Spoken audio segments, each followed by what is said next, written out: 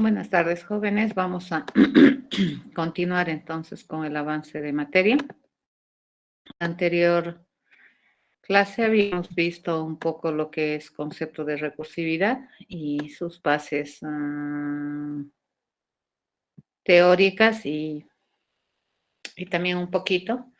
Habíamos introducido un concepto que se denomina las reglas de correctitud para asegurar que un diseño recursivo sea correcto, ¿no? Bueno, dentro de lo que es el diseño de la regla del diseño viene a jugar un rol muy importante, ¿no? Que te dice que una solución recursiva es correcta bajo la suposición de que la llamada recursiva es correcta, ¿no? Entonces, esa regla del diseño es básicamente lo más importante cuando se trabaja con recursividad. Y el diseñar soluciones recursivas requieren de poder desarrollar una habilidad de observar una solución menos compleja del mismo problema para poder escalar, ¿no?, a una solución de mayor complejidad. Dentro de lo que es el contexto de las matemáticas que dan soporte a este principio de la recursividad, pues vamos a apoyarnos en dos principios matemáticos, uno que es la deducción y otro que es la inducción, pero de los dos, digamos, el más poderoso es la inducción, ¿de acuerdo? Porque se tiene un formato, un esquema más general para poder planear soluciones recursivas. Entonces, vamos a empezar con esta, que es la deducción, que se puede utilizar para casos un poco más específicos, ¿ya? En este sentido, vamos a aplicar este principio de deducción cuando el problema que estamos queriendo resolver, en muchos casos, se lo plantea sobre la base de casos específicos, ¿de acuerdo? Entonces, por ejemplo, te dicen, queremos resolver un problema que para este caso te obtiene este resultado, para este otro caso te obtiene este otro resultado. Entonces, a eso se le denomina hechos conocidos, ¿ya? Y son conocidos porque además de eso, se tiene la definición para casos bastante específicos, ¿de acuerdo? Entonces, lo que se trata de hacer con este principio de la deducción es agarrar este conocimiento que ya es un hecho irrefutable y tratar de relacionar estos problemas para poder deducir la solución en formato general, ¿de acuerdo? Entonces, probablemente te van a dar ejercicio para casos específicos y tú sobre la base de ese conocimiento tienes que encontrar la solución para caso general. ¿De acuerdo? Vamos a ver un ejemplo general y es este. Por ejemplo, te dice, ¿no?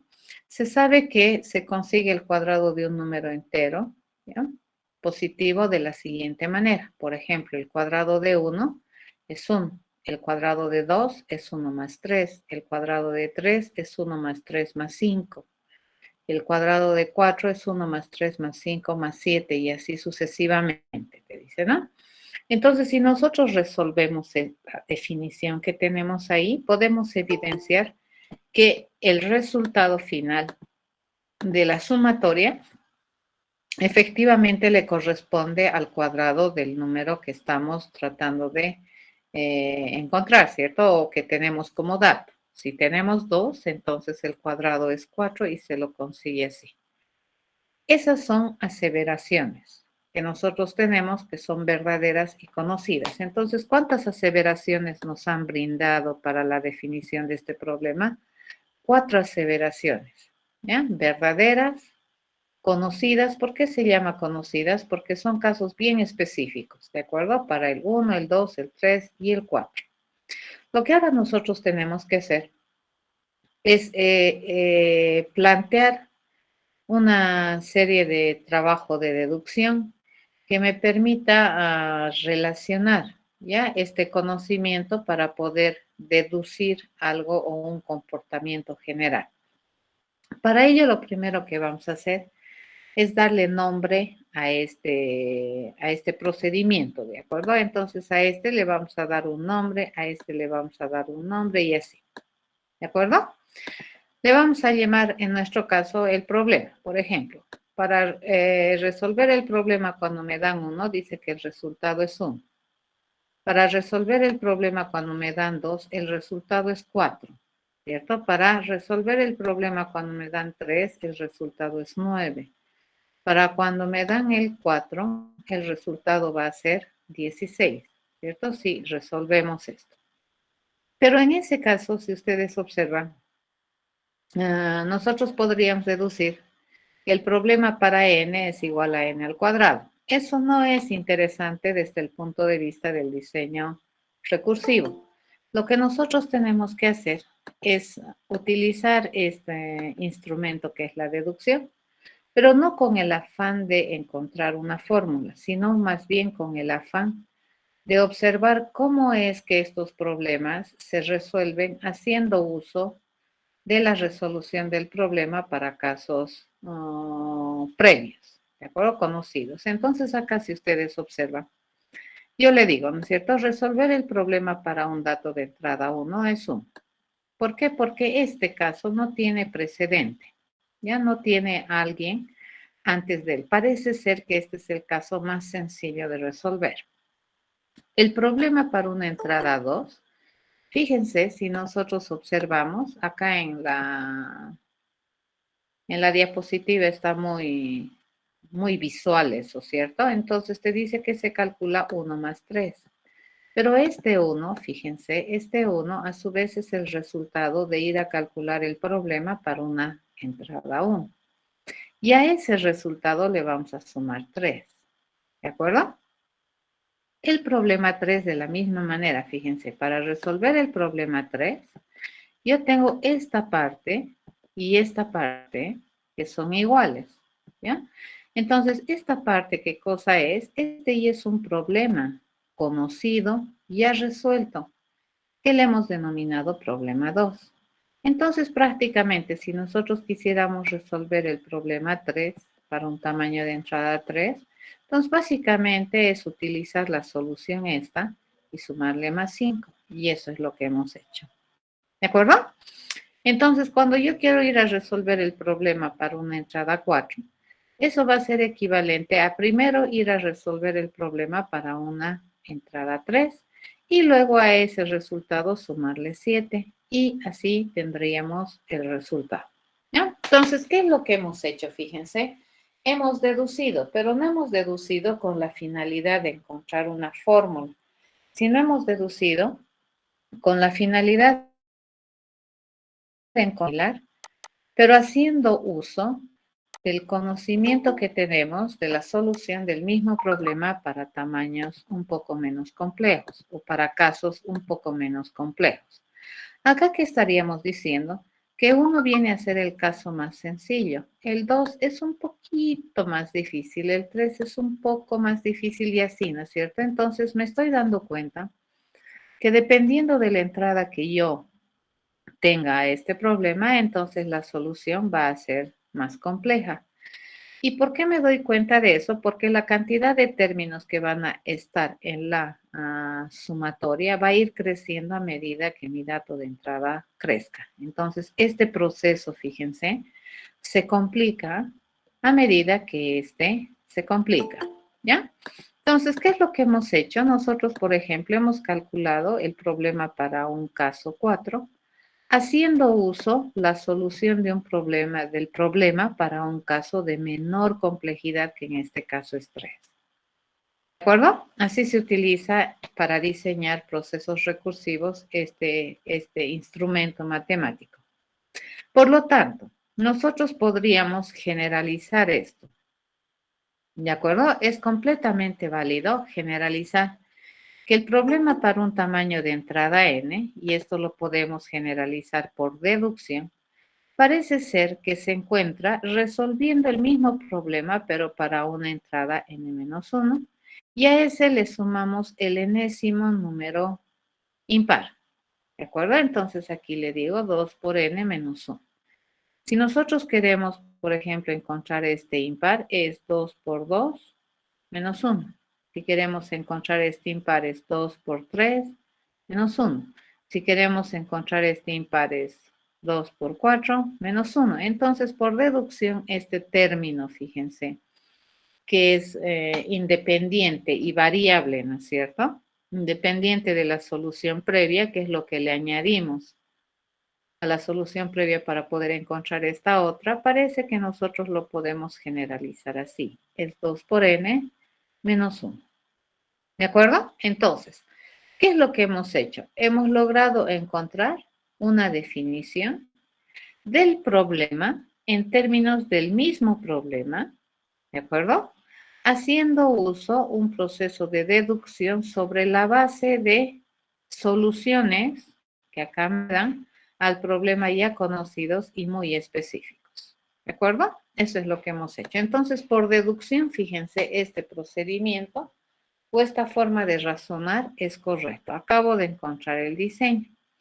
Identificamos las partes, ¿no? Esta vendría a ser el caso más sencillo del problema, cuando es uno, porque este no tiene, ¿cierto? Habíamos dicho no tiene antecedente, o sea, no hay un antes del uno.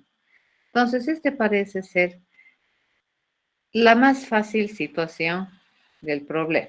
Y por lo tanto, a esta definición le vamos a conocer como la parte básica. Esta viene a ser una solución general y parece ser interesante cuando n no es fácil, ¿cierto? Si n es diferente de 1, para nuestro entender, esa es una situación difícil, ¿ya? Y en términos generales, así se resuelve. Lo que hemos hecho es encontrar una parte recursiva.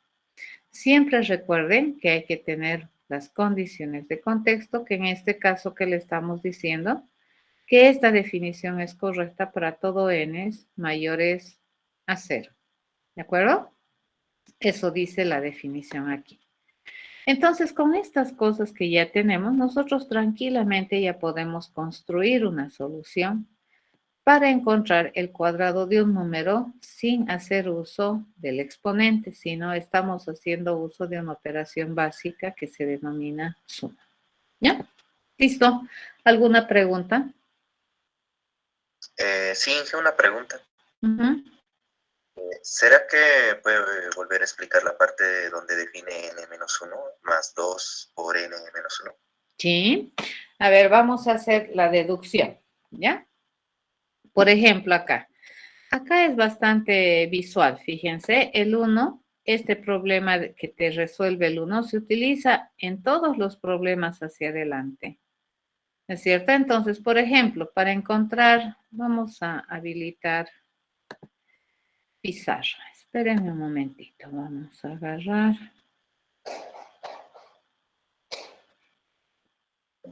Y vamos a habilitar eso.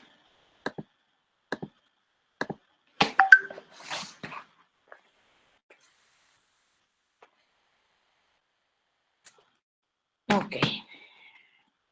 Entonces, en este caso, la clave de la deducción no es, como les decía, encontrar la fórmula, ¿no es cierto? La clave de la deducción es relacionar, no, es relacionar los problemas que ya conocemos. Entonces nos venimos por acá. Esa. Ya, lápiz. Y así viene, ¿no? Entonces acá, por ejemplo, yo digo, el problema consiste, dice, este es el problema 1, ¿no es cierto? El problema para un tamaño de entrada 1. Uy, está muy grueso mi lápiz. Esto es 1. Vamos a cambiar grosor, por favor. Y le ponemos este. A ver, este sería el problema 2. Sigue grueso. Muy grueso está. Ponemos acá. Vamos a agarrar. Ya. ¿Sí? Entonces yo le digo, el problema, ya para un tamaño de entrada o para una entrada 1, hemos definido que es 1. Ya, el problema para una entrada 2 dice que es 4, ¿cierto? Si nosotros resolvemos. Eso es 4. ¿Correcto? Pero también nosotros podemos expresar, como acá está, ¿no es cierto? Abierto, 1 más 3. Pero 1, fíjense, es un problema ya conocido. Y eso yo lo puedo traducir a problema de 1 más 3. ¿Correcto? A eso es equivalente. ¿Estamos hasta ahí bien? Sí, ¿no ve? Fíjense, es el problema para una entrada 3. Y esto es 9. ¿Correcto? Pero nosotros sabemos que eso es equivalente a 4 más 5. Pero 4, ¿de dónde lo podemos obtener? Lo podemos obtener de la solución de un problema previo de menor envergadura. ¿Correcto? El anterior problema. ¿Ya? Eso podemos hacer. ¿Hasta ahí estamos bien? Sí, Liz. Ok. ¿Dónde está? Se ocultó. Ay, bolas. Ya. Entonces, en vez de usar 4, ¿qué es lo que yo voy a utilizar aquí? Yo voy a utilizar la abstracción y voy a decir, ese 4 yo lo puedo obtener cuando resuelvo el problema de 2 más 5. ¿Cierto? Luego le digo el problema de 4, fíjate, se resuelve y resulta que es 16. ¿Ya? Pero 16 se lo puedo escribir como 9 más 7. ¿Ya? Pero 9 nuevamente es algo conocido. Es un problema que yo ya sé resolver. Y ese problema le conocemos con el nombre del problema cuando tenemos una entrada de 3 más 7. Ahora el chiste es, para poder resolver esto y poder llegar a esto que tenemos acá, nosotros tenemos que analizar qué tenemos como conocido, por ejemplo, acá. Como dato conocido tenemos el 2. Podemos asumir que sabemos resolver el problema 1 y de manera correcta. Entonces, sobre estos dos conocimientos, yo he postulado, ¿no es cierto?, cómo se resuelve el problema para una entrada 2. Entonces, esto ya es conocido. Esto yo puedo dar por hecho que es conocido.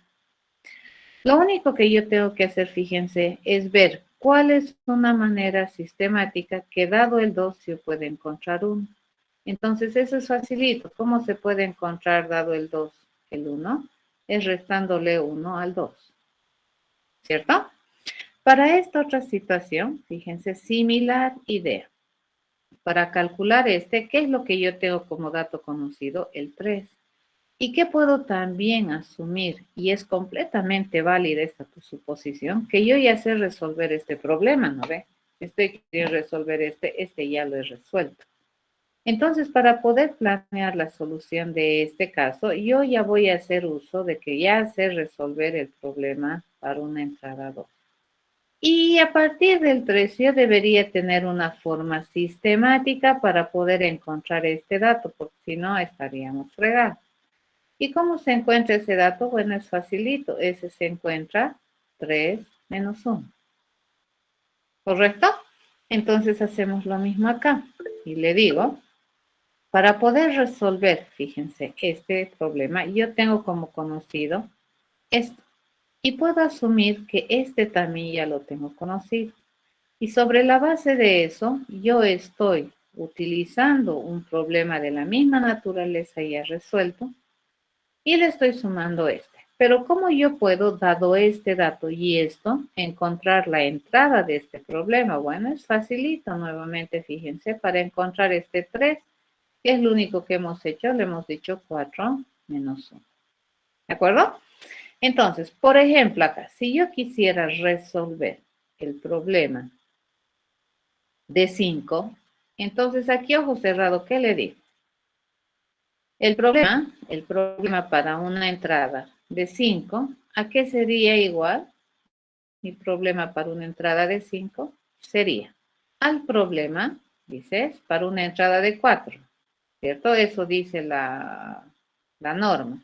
Más dice un número impar. Aquí me he estado dando cuenta que es 3, 5, 7, sería 7 más 2. Entonces aquí no me queda otra que ser 9. Probamos, fíjense.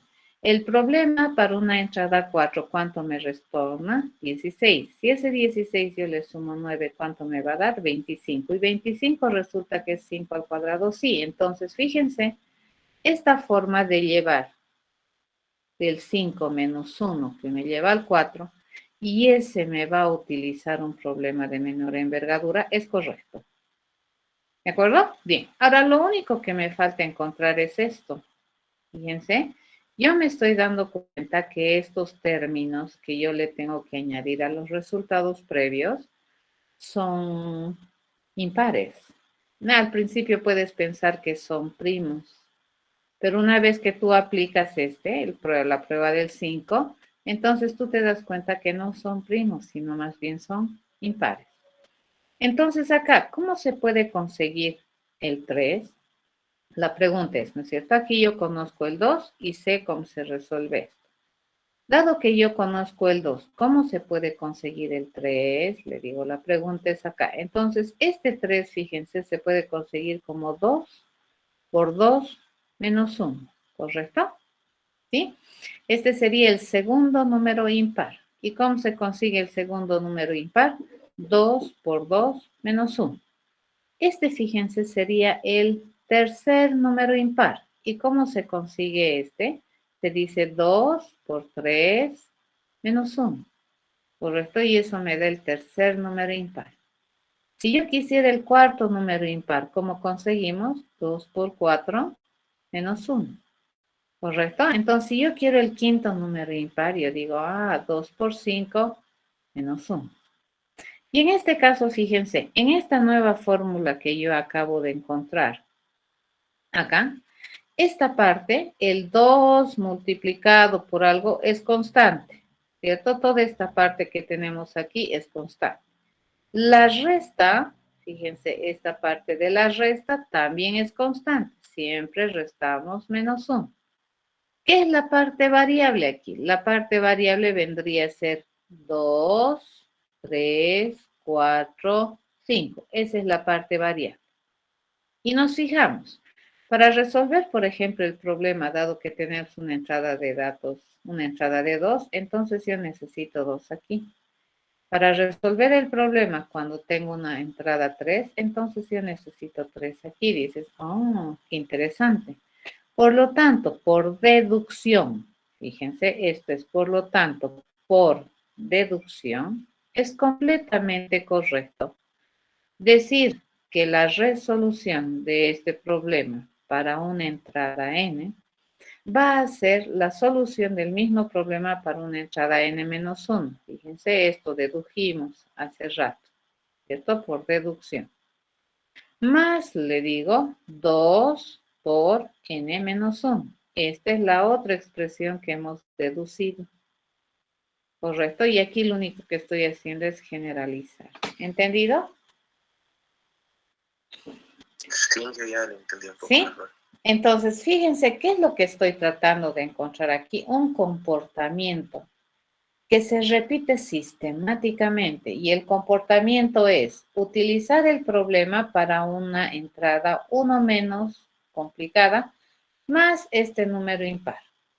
Para resolver hay que primero ir a resolver el mismo problema para una entrada 1 menos más algún impar. ¿Correcto? Y así. Entonces, esto, fíjense, es un comportamiento consistente, coherente y no ambiguo para resolver el problema, lo cual me permite definir al final, esta solución, ¿cierto? Correcto. Esta es la generalización de esta relación que yo he ido observando en estas soluciones que me dan a modo de definir el problema. Fíjense, me han definido el problema, pero ¿cómo me lo han definido? Sobre la base de casos conocidos. ¿No ve? Yo voy a utilizar esta misma definición de estos casos conocidos para poder encontrar una solución general. ¿Ya? Esta es mi solución general. Siempre, ¿no? ¿Qué hay que poner? bajo qué contextos esta es una buena solución. ¿Ya? Eso es deducción. Vamos a practicar hoy día eso. El otro instrumento matemático que es bien importante en la recursividad, bueno, a ver, resumiremos. ¿Cuándo es interesante aplicar la deducción, digamos, como una herramienta poderosa para el diseño? Cuando la descripción de tu problema, en ocasiones, te la van a dar sobre la base de la resolución del problema para casos particulares, como lo que hemos visto hace un momento. Para uno, así se resuelve. Para dos, así se resuelve. ¿De acuerdo? Entonces te empiezan a decir, te describen el problema sobre la base de las soluciones para casos muy específicos. ¿Sí? Entonces, esos casos son hechos, no son refutables. ¿Eso qué quiere decir? Que son correctos. Y lo interesante es que son conocidos en todo sentido, ¿no? Conocido el resultado y conocido la entrada también. Ya las entradas no son un misterio. Por ejemplo, el problema para la entrada 2 es 4. Entonces, yo tengo ahí, por ejemplo, la entrada y puedo tener también el resultado como dato conocido. ¿Ya? Cuando yo tengo esa clase de cosas, entonces es interesante la deducción, pero la deducción no con la finalidad de encontrar una fórmula, ¿no es cierto? No queremos, sino más bien con la finalidad de ver cuál es la relación que tienen los resultados entre sí. Y usualmente hacia qué resultados nos vamos a voltear a mirar, a los resultados de casos más simples, entre comillas. ¿Ya?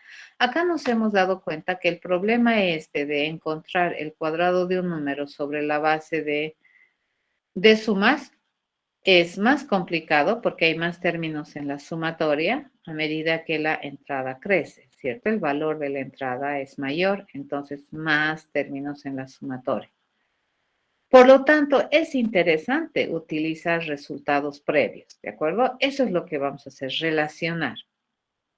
Para ello, ¿qué usualmente vamos a también hacer? Es abstraer el resultado o con un nombre de problema. En el caso nuestro le habíamos puesto prob, ¿de acuerdo? No le hemos querido poner ningún otro nombre significativo porque la intención es demostrar o mostrar cómo se aplica la deducción, ¿ya? Entonces, una vez que tú deduces, digamos, sobre estos casos conocidos, cómo se relacionan estos casos conocidos, tú podrías probablemente ya tener algún grado de certeza para deducir un formato general de solución del problema, ¿ya? Siempre usando casos menos complejos.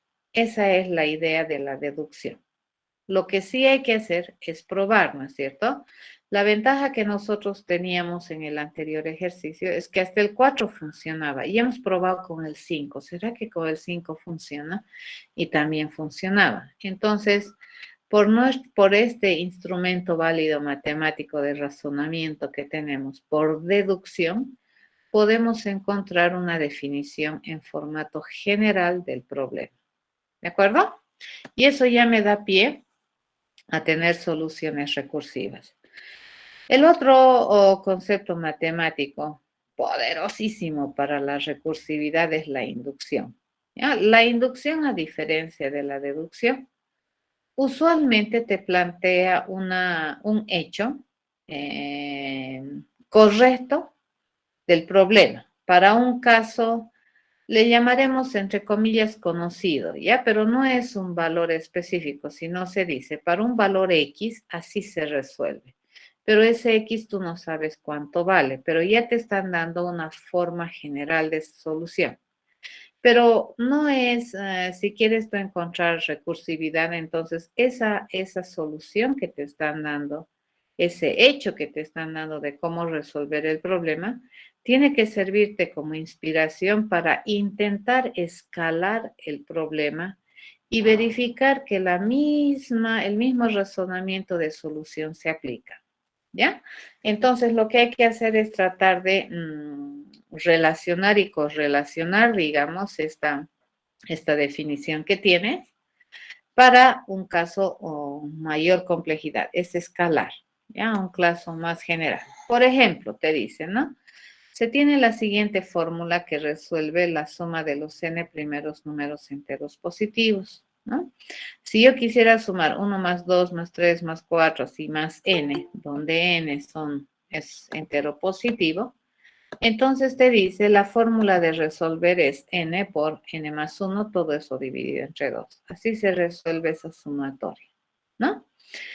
Esta es una definición verdadera, no es cuestionable, ¿cierto? No están diciendo, ¿será que se resuelve así? No, eso es una verdad. Así se resuelve la sumatoria de los n primeros números enteros positivos, ¿ya? Y así se encuentra el resultado. Una es sumar, ¿no ven? 1 más 2 más 3, y la otra es aplicar esta forma de solución que es completamente correcta. Ok, en este caso, fíjense, ¿qué me están dando como un hecho o como un caso conocido? El formato de solución. Así se resuelve la sumatoria de n números primos o de n números enteros positivos. Ahora el chiste es, dado a esta premisa que es correcta, yo quiero ver si este modo de resolver el problema sigue funcionando para un valor o para un caso un poco más complejo que n. ¿De acuerdo? Entonces, el siguiente caso más complejo que n, si estamos en el mundo de los números enteros positivos, sería n más 1. ¿Correcto? Entonces, lo que nosotros vamos a tratar de mostrar y de demostrar es si es que esta forma de resolver, fíjense, se mantiene aún verdadera para cuando nosotros queremos sumar los n más 1 enteros, primeros enteros positivos. ¿De acuerdo? Si fuera así, y nosotros tendríamos que decir que la sumatoria de los n más 1 primeros números enteros positivos es así, ¿cierto? Eso es completamente válido. ¿Estamos en lo correcto? Eso es solamente por sustitución. ¿Sí?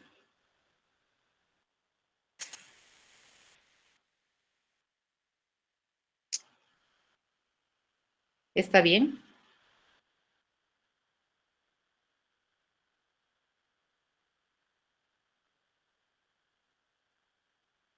Sí, Lisa. Ok, lo que estamos tratando de hacer con inducción es tratar de utilizar, ¿no es cierto?, la forma de resolver y verificar si es que esta misma forma de resolución aplica para casos más complejos. Y acá nosotros podemos resolver. Fíjense, nosotros sabemos que esto es así, bajo la suposición de que esto estamos queriendo demostrar que realmente esta forma de resolver sirve para un caso más complicado. Si nosotros logramos eso, ¿qué estamos logrando? Que la solución, demostrar que la solución se puede escalar. ¿De acuerdo? Eso estamos demostrando. Entonces acá nosotros sabemos, por un lado vamos a hacer esto y le digo, bueno, esto para nosotros es igual a esto, más n más 1, ¿correcto? Esto lo sabemos por definición, ¿cierto? Y por este otro lado, nosotros vamos a empezar a hacer operaciones, ¿ya? O bueno, en este caso podríamos ir de aquí a allá, podríamos ir de allá a aquí, cualquiera de los dos, ¿no? Esta es una ecuación. En este caso, el lado derecho, fíjense, lo vamos a dejar intacto. Vamos a venir a agarrar lo que ya teníamos como hecho. Esto no es cuestionable, ¿correcto? Que 1 más 2 más 3 más n se calcula así, eso es un hecho, eso es irrefutable. Entonces, lo único que estamos tratando de demostrar es que podemos llegar aquí.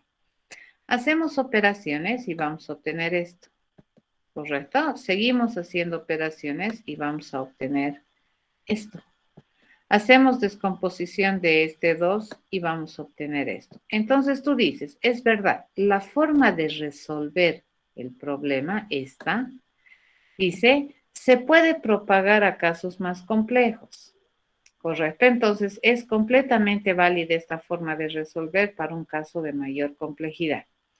Y sobre la base de eso, se utiliza o se diseña también procesos recursivos, ¿no? Entonces nosotros podemos partir incluso al revés y decir, esto es correcto.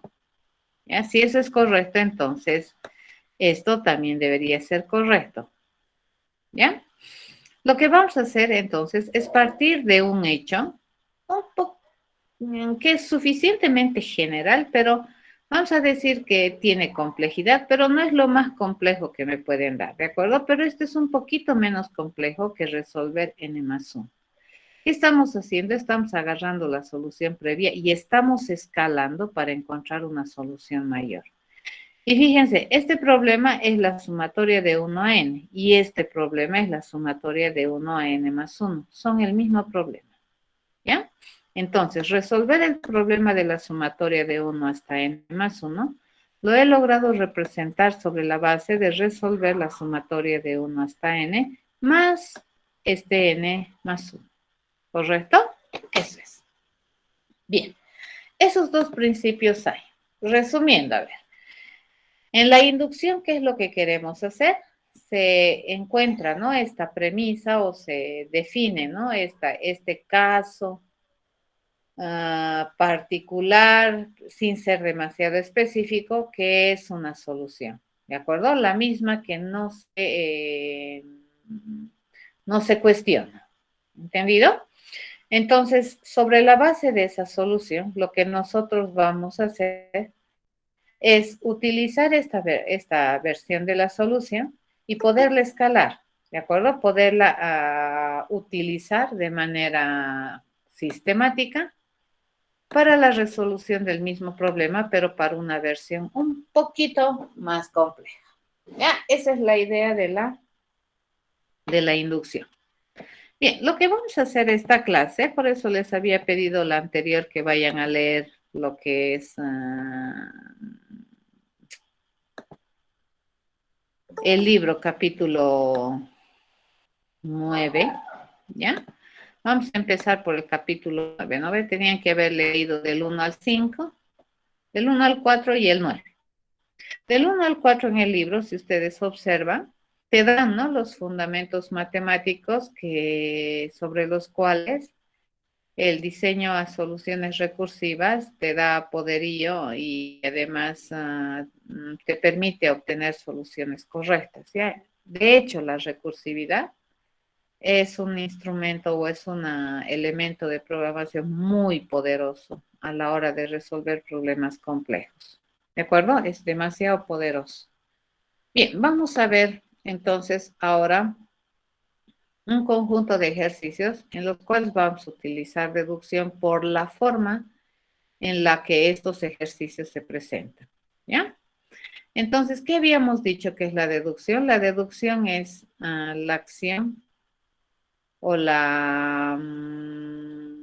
el proceso de extraer un juicio general, le llamaremos, a partir de hechos específicos muy conocidos, que son correctos, ¿de acuerdo? Que son correctos. Y sobre la base de eso nosotros vamos a tratar de encontrar una relación, ¿ya?, entre los resultados para poder generalizar, ¿no es cierto?, la definición. Eso hacemos en deducción. A ver, vamos a hacer una serie de ejercicios, algunos nos vamos a saltar, y algunos sí los vamos a hacer de principio a fin. Este, por ejemplo, es un fractal, es una imagen fractal, que se consigue sobre la base de la repetición de un formato de dibujo, ¿de acuerdo? Repetidas veces. Este se supone que es un copo de nieve, y que a medida que se le va aumentando nivel de detalle, pues se ve más finito, ¿ya? Un copo de nieve, mucha gente dice, ¿no?, que es una figura completamente matemática y tiene un grado de exactitud y de belleza, según algunos estudios, el copo de nieve, que vale la pena estudiar.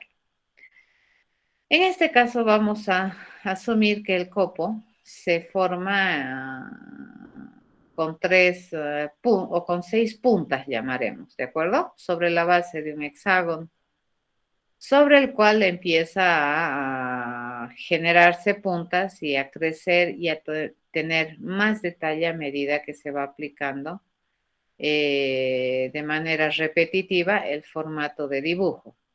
¿Ya? Entonces, lo que nosotros vamos a hacer es analizar solamente una de estas aspas, ¿no? Una de estas puntas. Y vamos a ir viendo cómo se arma esto, ¿ya? Entonces, para ello vamos a decir, ¿no? Que, por ejemplo, si nosotros quisiéramos tener un copo de nieve, pero a muy bajo nivel de detalle, o sea, demasiado general, para nosotros prácticamente sería un hexágono, ¿ya? Básicamente eso. Entonces, si tenemos un nivel de detalle de ejecución para un copo de nieve, básicamente sería un hexágono, ¿cierto? Entonces, cada una de sus puntas sería una línea.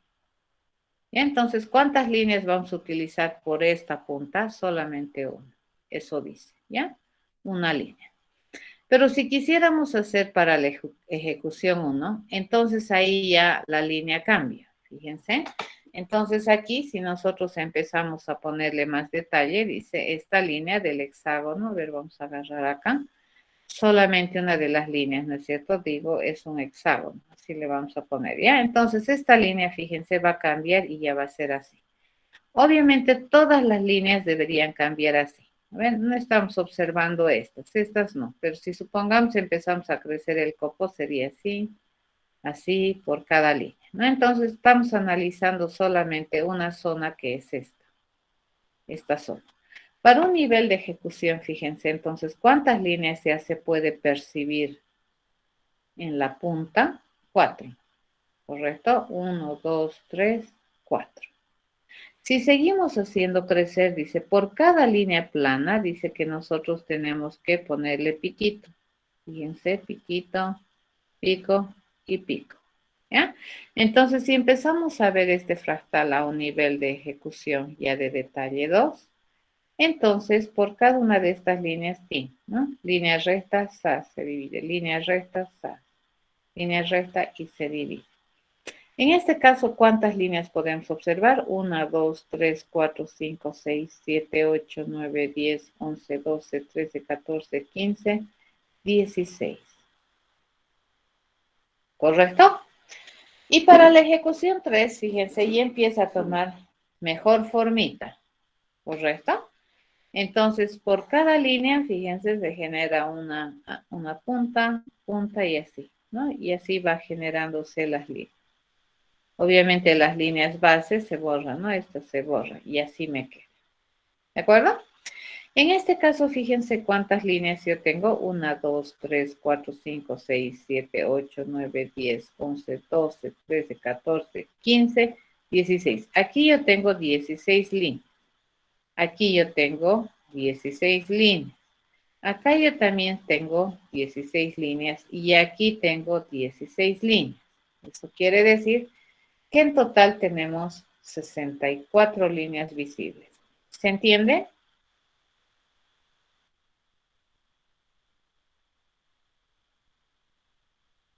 Sí, Lice.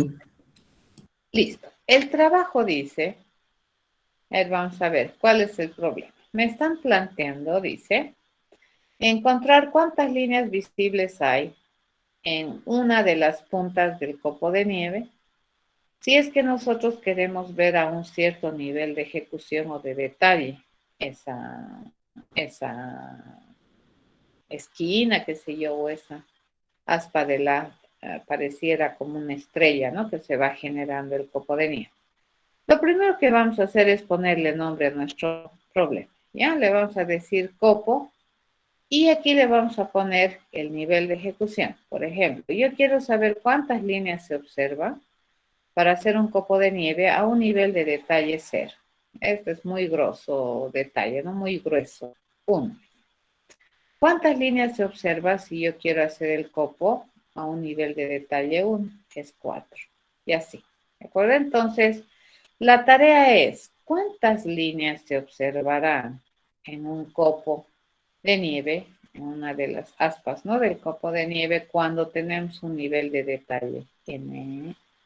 Esa es la pregunta que queremos resolver. Fíjense que a mí no me interesa conseguir una fórmula. ¿Qué me interesa? Me interesa conseguir la solución sobre la base del conocimiento de soluciones al mismo problema. ¿Ya? Eso es lo que me interesa para poder encontrar recursividad.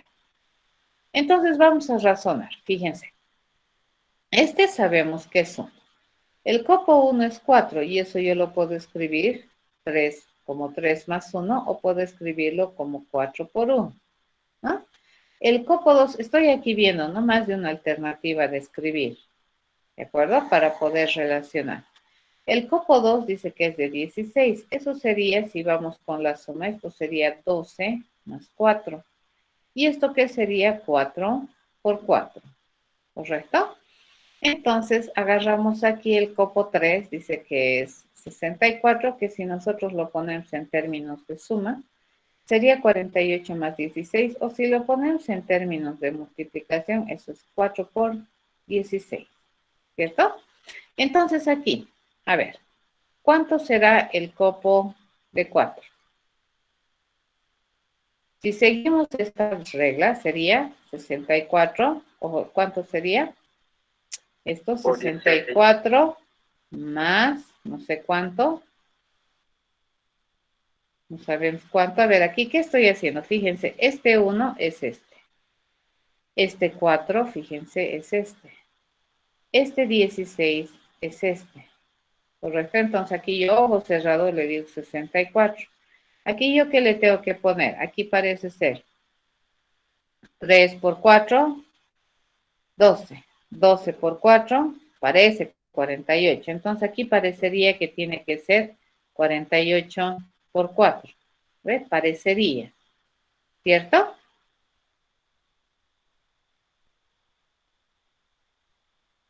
¿Estamos de acuerdo? Sí. Por deducción. ¿Correcto? Entonces esto parecería que es 48 por 4. Porque si me fijo, este 64 lo estoy usando de aquí. Este 12 lo podemos conseguir 3 por 4. Este 48 lo puedo conseguir 12 por 4. Entonces aquí no me queda otro que esto sea 4 por 48, por deducción. Esa es una forma. Y la otra forma es esta. Fíjense, dice acá, nosotros tenemos una otra alternativa de encontrar. Y esto es, este 1 puedo sacar de aquí también. Este 4, fíjense, es este. ¿De acuerdo? Este 16, fíjense, es este. Entonces, por esta segunda alternativa, bueno, ojo cerrado parece que es 4 por 64. ¿Correcto? Este 64, ¿de dónde estoy sacando? De aquí. ¿Ya? Esta parte que tenemos acá, fíjense, esta es constante. ¿Lo ve? Por 4, por 4, por 4, toda esta parte, fíjense, esta es constante. Listo, una vez que tenemos eso, por deducción, ¿qué le decimos? ¿A qué es igual el copo de nieve para un tamaño de entrada n? Bueno, generalizando, esto sería copo de n. ¿Correcto? Acabo de encontrar la definición recursiva para decidir cuántas líneas se observan en una de las puntas del copo de nieve a un nivel de detalle n. ¿De acuerdo? Ok. Lo siguiente que vamos a hacer es llevar a programa. Algo que les había dicho es que en recursividad, probablemente lo que les va a tomar mucho tiempo es el diseñar el proceso recursivo. ¿De acuerdo? Luego, el escribir el programa es sumamente sencillo. Por lo tanto, acá, a ver, vamos a identificar esta parte que nosotros tenemos por aquí. Esta vendría a ser la parte básica de la definición, ¿cierto? Esta es la parte básica, ¿correcto? Esta que tenemos aquí vendría a ser la parte recursiva. ¿Qué me faltaría? Mis condiciones de contexto. Mis condiciones de contexto me dice que esto es válido para n mayores o iguales a 0 y que además pertenecen al dominio de los enteros positivos, ¿cierto? Estamos redundando acá, ¿ya? Así. Ok, una vez que tenemos eso, fíjense, llevar a programa, esto pues es sumamente sencillo. Agarremos aquí, nos vamos a escribir un nuevo proyecto y le decimos, ¿ya?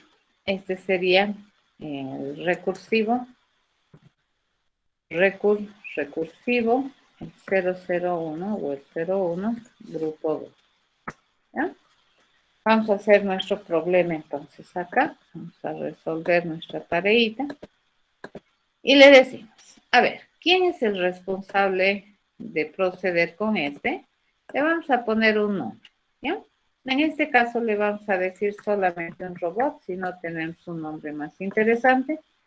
Y este va a ser uno completamente funcional. No va a tener información, solamente su responsabilidad funcional es causal y casual.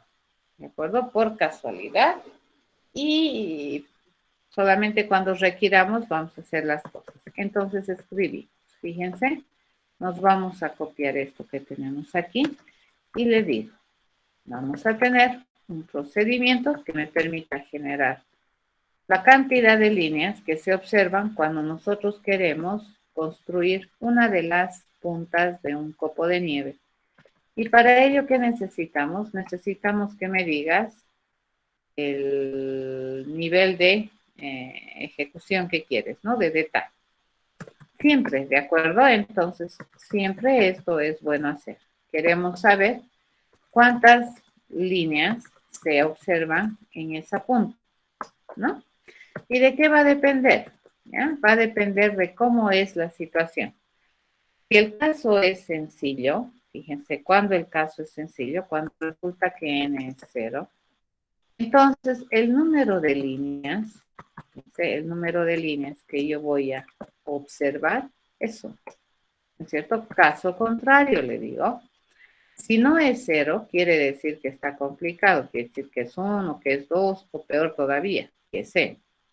En ese caso le digo el número de líneas, dice que se consigue agarrando el 4 y multiplicándolo por el resultado de ir a calcular cuántas líneas se observan en un copo de nieve, dado que nosotros tenemos un nivel de detalle n-1.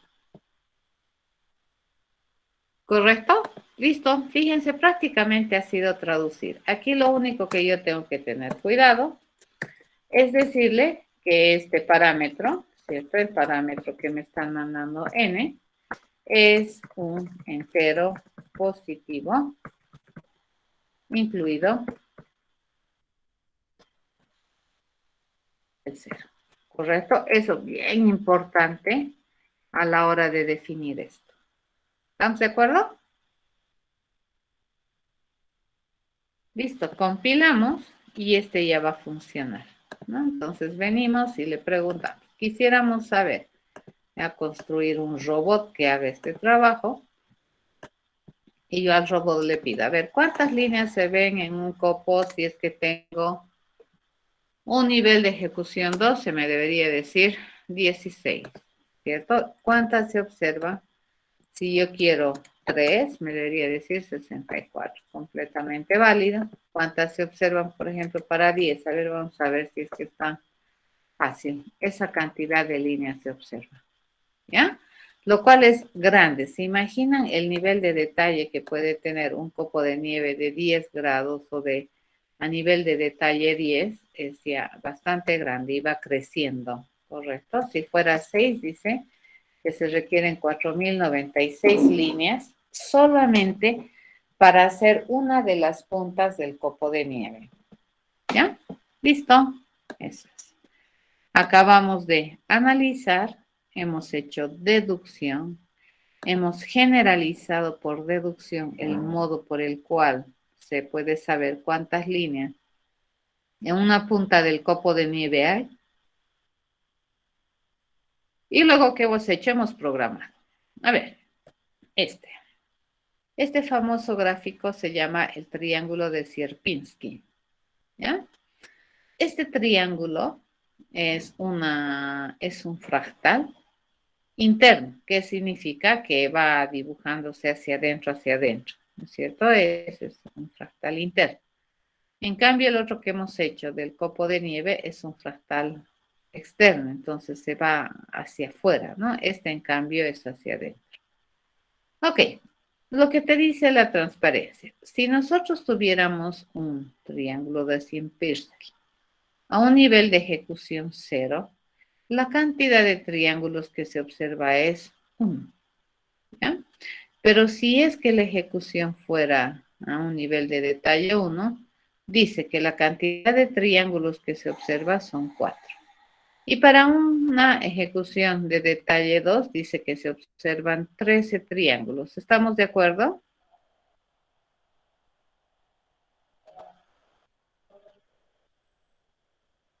Sí, licenciado. Uno más puede volver a explicar, Lice, por favor.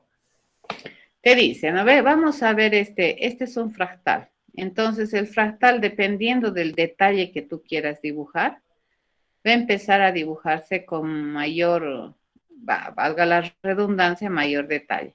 Si queremos el triángulo de Sierpinski, este particular, a un nivel de detalle 0, entonces tú puedes observar solo un triángulo.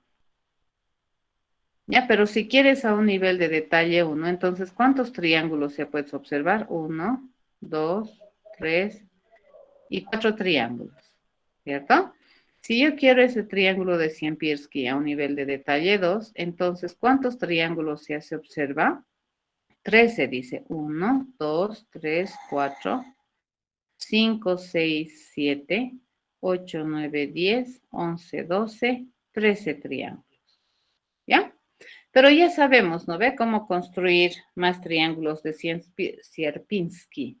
Supongamos que quisiéramos tener nivel de detalle 3. ¿Cuántos triángulos se observaría? Aquí tendríamos que cortar este, ¿cierto? Ahí vendría uno, ¿cierto? Acá tendría que venir otro, ¿cierto? Acá tendríamos otro, ¿ven? Ese sería, por ejemplo, un triángulo de Sierpinski a nivel de detalle 3. ¿Ya? Esa es la forma. Entonces, estas figuras que son fractales, fíjense, utilizan una misma forma, o sea, aplican una misma forma de dibujo, le llamaremos, para poder conseguir figuras bien interesantes. Ya hay muchas películas animadas que han utilizado esta técnica para hacer la vegetación. Los árboles se crean bien bonito con esta técnica. En este caso, fíjense, para un nivel de detalle 3, ¿ya? Para un nivel de detalle 3, estos triángulos sí hay. A ver, contemos cuántos triángulos hay. 1, 2, 3, 4, 5, 6, 7, 8, 9, 10, 11, 12, 13, 14, 15, 16, 17, 18, 19, 20, 21, 22, 23, 24, 25, 26, 27, 28, 29, 30, 31, 32, 33, 34, 35, 36, 37, 38, 39, 40. 40 creo que es, que he contado bien. ¿De acuerdo? Entonces, este es un fractal que va hacia adentro, ¿no? Va pintando así. Si no me he equivocado, acá hay 40 triángulos, ¿ya? Pero este ya es un nivel de ejecución 3. ¿Comprendido? Entonces, lo primero que tienes que hacer es comprender qué es lo que queremos resolver, ¿ya? Y cómo se está aplicando la forma de graficar, ¿no? Esos triángulos. Ok, la pregunta es, ¿cómo se resuelve? Bien, nos vamos a venir acá.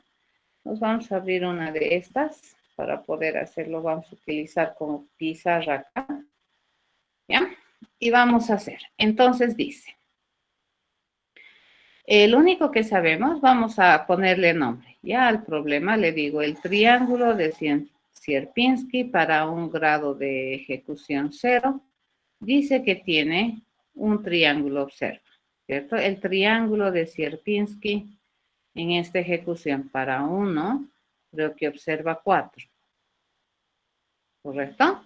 El triángulo de Sierpinski para un nivel de detalle 2 dice que es 13. ¿Estamos de acuerdo? Y el triángulo de Sierpinski hemos calculado, ¿no ves? Si no hemos contado mal, dice que es 40. Fíjense, lo que me piden es saber cuántos triángulos se observan en el triángulo de Sierpinski cuando se quiere tener el dibujo a un nivel de detalle N. Entonces, ¿qué me están pidiendo? ¿Cuántos triángulos se observan en el triángulo de Sierpinski si es que queremos tenerlo a nivel de detalle N? Entonces, aquí, ¿qué es lo que vamos a hacer? A ver, vamos a intentar resolver el problema haciendo uso de casos conocidos. Esto no tiene antecedente, por lo tanto, este parece ser el caso más sencillo, ¿no? Este, sin embargo, lo vamos a traducir así, ¿ya? Esto es a 1 más 3. ¿Por qué lo estoy desdoblando este 4 a 1 más 3? Porque estoy queriendo rehusar el conocimiento previo. Si hacemos eso, esto sería equivalente a 4 más, ¿cuánto?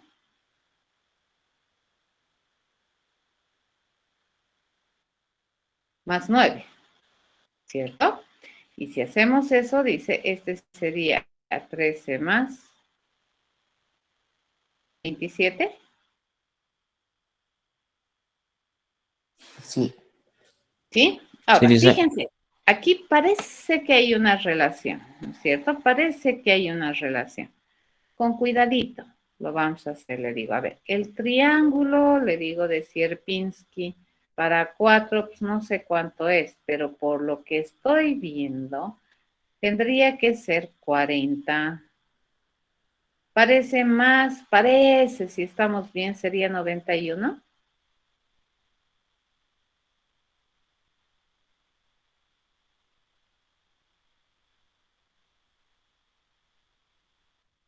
No, Lice, es 81.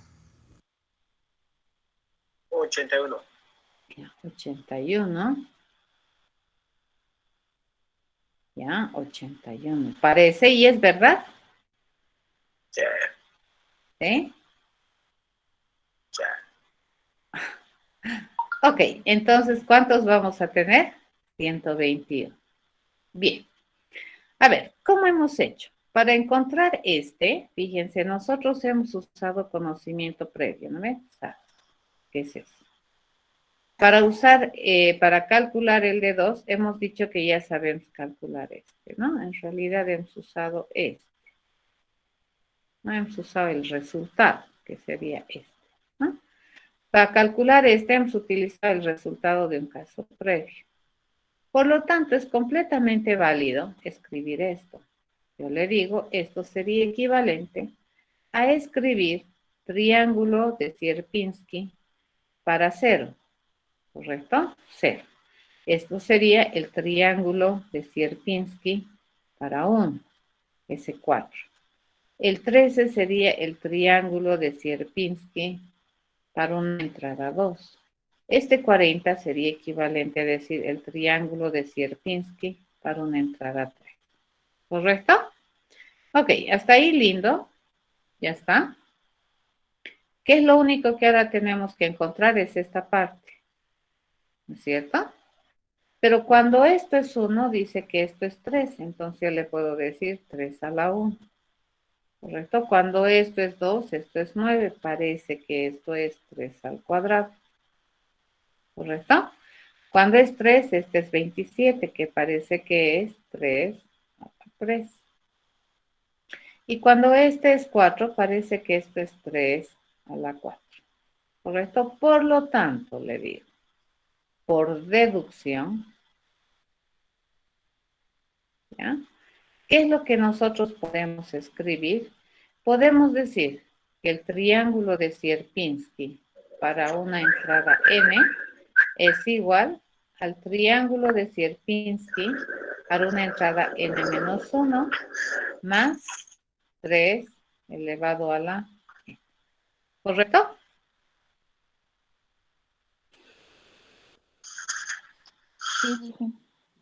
Sí, ¿verdad? Está Sí, bien. dice. Acabamos de Dice. encontrar la parte recursiva, ¿sí? Hemos partido de acá que aparentemente era el paso más fácil, la parte básica. Y bueno, ahora lo único que me toca hacer es encontrar... ¿Alguien tiene su micrófono abierto, por favor? Ciérrelo. José dice. Cierra tu micrófono, José. Ok. Aquí las condiciones de contexto, ¿no es cierto? Para todo n que pertenece a los enteros positivos, incluido el 0. ¿Ya? Bueno, programar esto es sumamente sencillo.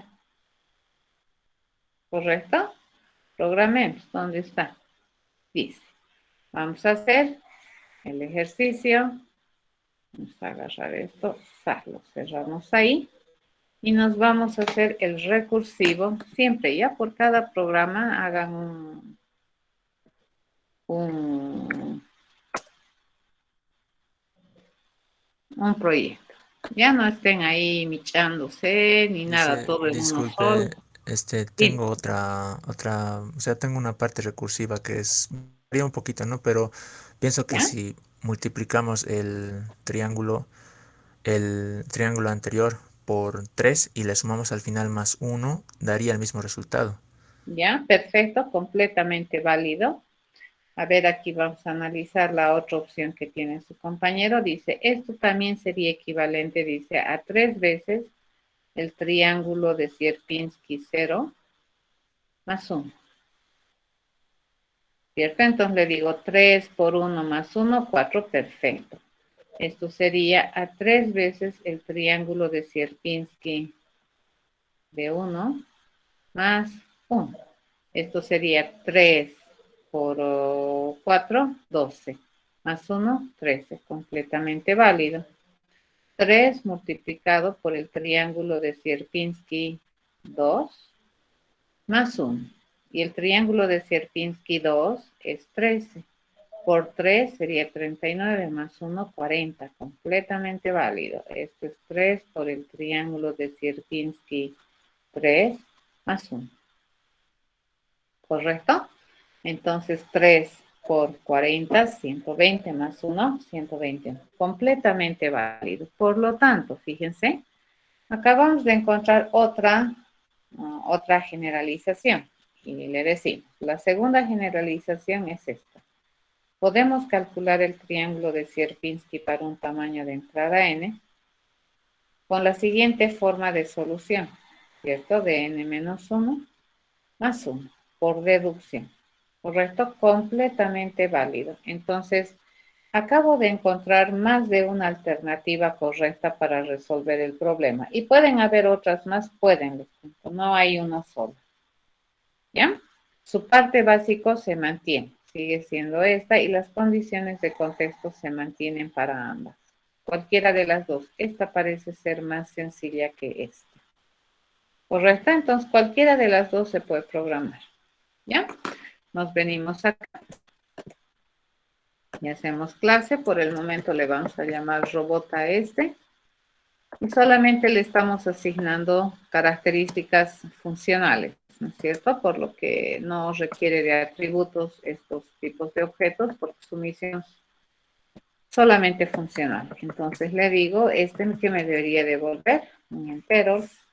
Y lo que queremos saber es cuántos triángulos se observan cuando tenemos un nivel de detalle n, dado que sabemos dibujar triángulos a través de ese formato de Sierpinski, ¿no? Entonces aquí le digo número de triángulos y le digo número de triángulos, ¿correcto? Esa es mi promesa de respuesta. Lo único que sabemos es que si n es 0, entonces el número de triángulos es prácticamente 1. ¿Correcto? Primero lo que hago es el caso básico. Y luego le digo que si no es así, entonces está complicado. ¿Cómo se calcula el número de triángulos? Así. Vamos a agarrar esto, ¿de acuerdo? Dice que es a 3 multiplicado por el número de triángulos de Sierpinski para un tamaño de entrada n-1 más 1.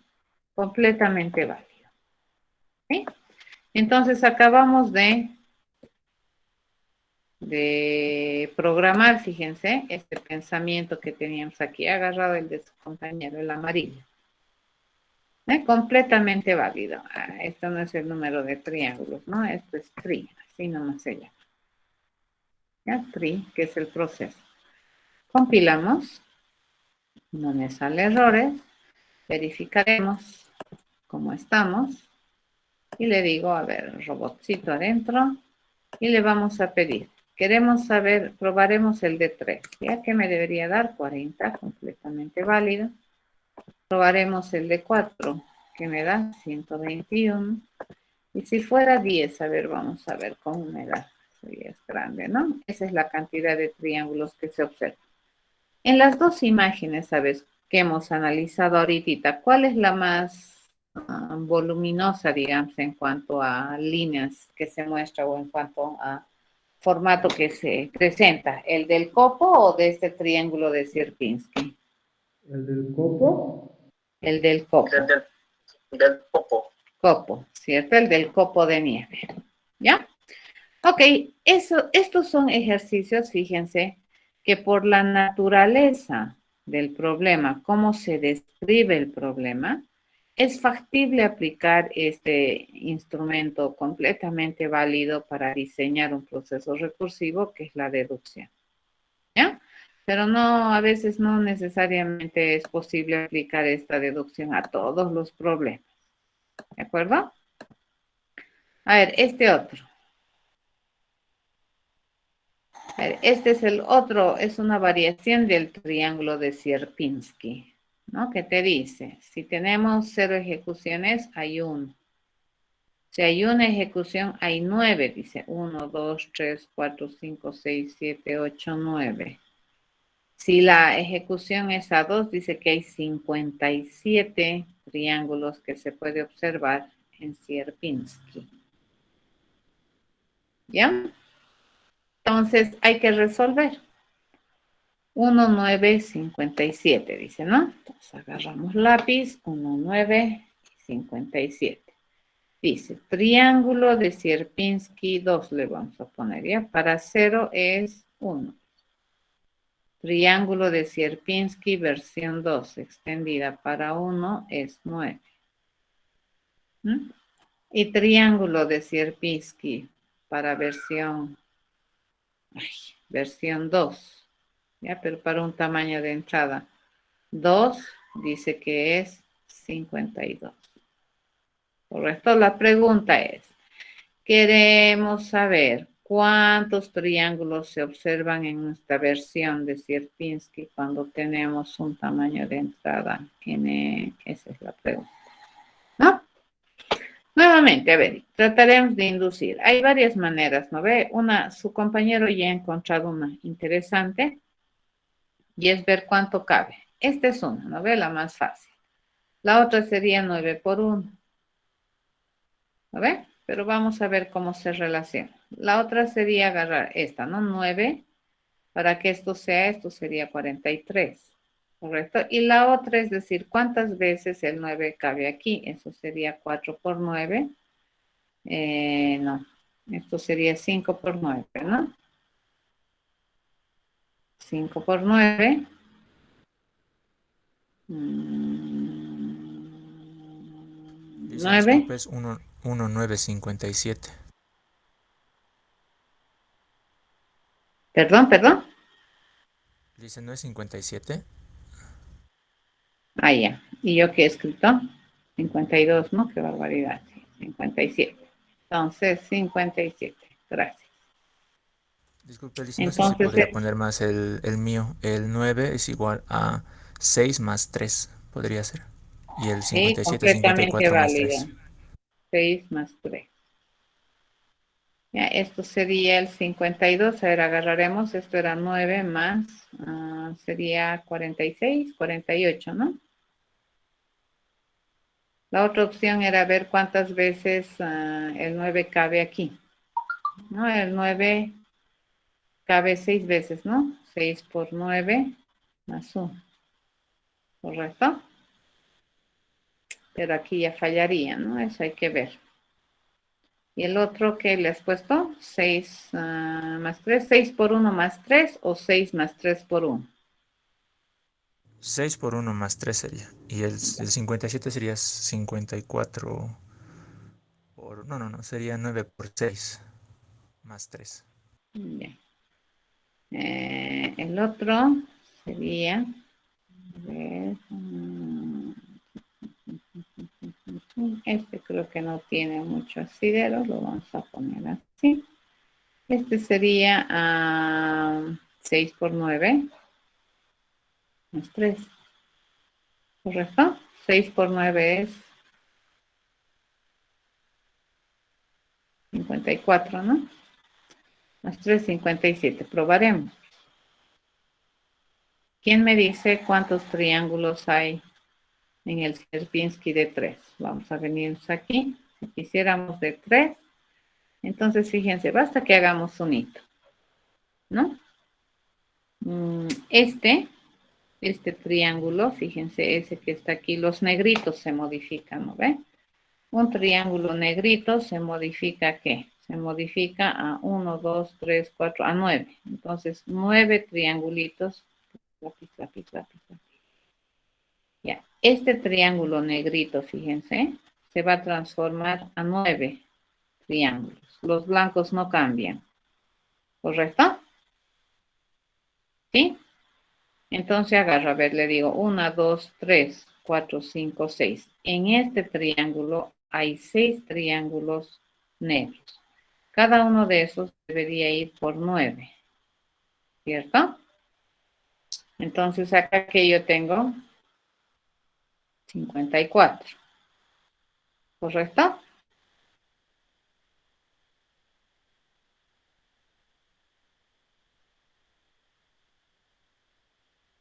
¿No ven?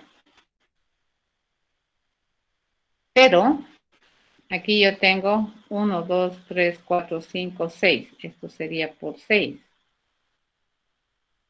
Eso por 6. Esto sería 6 por 54. ¿Más cuántos triángulos grandes? 3. Más 3. Correcto, entonces sería 6 por 54 más 3, lo cual es completamente válido en lo que está aquí. ¿Cierto? 6 por 54, esto sería, en fin, según la deducción, fíjense, esto era 6 por 54, 6 por 54, sería 57, ¿no? ¿No sería 57, Alicia? Más 3, sí, eso estoy viendo. A ver, vamos a venir a ver aquí. Aquí tengo 1, 2, 3, 4, 5, 6. Le falta sumar esos 3. Estos 3 de aquí. ¿No? 57, sí, 57. Correcto, tienes razón. Serían 57 por cada triángulo negro, ¿no? ¿Cierto? Ya. 57 por cada triángulo negro. Bueno, nos entendemos. ¿Sí? Eso. Ok. Entonces, esto es completamente válido. Por lo tanto, decimos, no, a ver, generalizando. Por lo tanto, generalizando. Generalizando por deducción, completamente válido, es decir, que el triángulo de Sierpinski versión 2 para n va a ser igual a 6 multiplicado por el triángulo de Sierpinski n-1 más 3. ¿Cierto? Acabo de encontrar la parte recursiva de la definición. Esta es la parte básica de la definición para n's que pertenecen a los enteros positivos, incluido el 0, condiciones de contexto. ¿No? Programamos, nos venimos y vamos a abrirnos un nuevecito proyecto. Ahí le decimos, este es el recursivo 3 que estamos haciendo, grupo 2. ¿No? Nos venimos y nos construimos una clase a la cual le vamos a llamar robot, al cual le vamos a dar una sola responsabilidad funcional, que es la que me va a permitir resolver este problema, el triángulo de Sierpinski, versión 2, ¿no? Entonces le digo triángulo de Sierpinski, me devuelve, dice un entero, entonces acá me vengo, vamos a hablar un poquito, número triángulos es lo que yo quiero encontrar y eso es lo que te voy a responder, número de triángulos. ¿Ah? Si le digo n es 0, entonces el número de triángulos dice que es 1. Caso contrario, dice que el número de triángulos es igual a 6 multiplicado por triángulos n-1, eso más 3. ¿Correcto? Listo. Fíjense que el diseñar es más complicado que el programar. En este caso, ¿no? Porque son sumamente sencillos los razonamientos. Entonces, nos construiremos un robot. Probaremos. A ver, queremos saber cuánto calcula para 2, 57. ¿Cuánto calcula para 3? 345. ¿No? Y para 10, ¿cuántos calculará? Vamos a ver si es que este sí. Este creo que es más complicado que el copo de nieve, parece, ¿no? En cuanto a las formas. ¿De acuerdo? Ok, hemos introducido entonces este instrumento de la deducción para poder encontrar soluciones a problemas definidos sobre la base de casos específicos.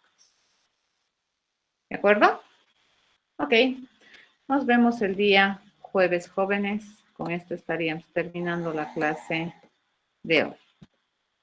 Lisa, no se olvide de subir los códigos, por favor. Y si puede, las presentaciones más. Ya. Ok. Hasta Gracias. luego, Hasta jóvenes. luego. Hasta luego, Inge, gracias. Ok. Hasta luego, Lisa, que le vaya bien. Muchas gracias, igualmente.